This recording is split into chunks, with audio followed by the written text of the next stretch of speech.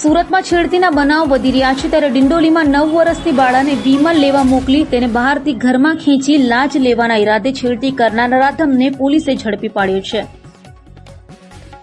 સુરતમાં વારંવાર માસૂમ બાળાઓ પર નરાધમો નજર બગાડતા હોવાના બનાવો સામે આવી રહ્યા છે ત્યારે ડિંડોલીમાં ટ્યુશન જતી બાળકી સાથે છેડતીનો બનાવ બન્યો હતો। 9 વર્ષની બાળાને વિમલ લેવા મોકલી તેને બહારથી ઘરમાં ખેંચી લાજ લેવાના ઈરાદે છેડતી કરાઈ હતી।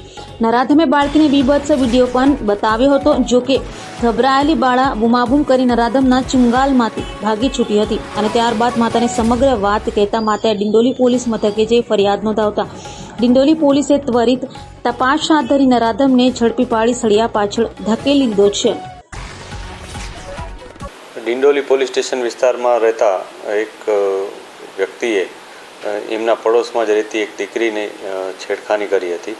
આ છેડખાનીમાં એણે એ દીકરીને એક પોતાનો કોઈ પાન મસાલા મંગાવ્યો હતો દીકરી પાસે અને જ્યારે દીકરી ત્યાં લઈને આવી ત્યારે એને એક પોતાના મોબાઈલમાં રહેલી કેટલીક ક્લિપ્સ જે પોર્ન પ્રકારની હતી ક્લિપ્સ બતાવી હતી।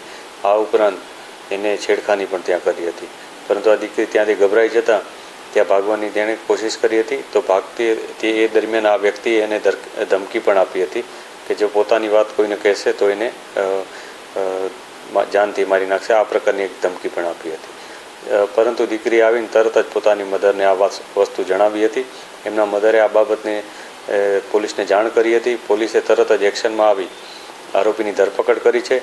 આરોપી પાસે જે મોબાઈલ છે એ પણ પોલીસે કબજે લીધેલ છે અને એને FSLમાં અમે મોકલનાર છીએ।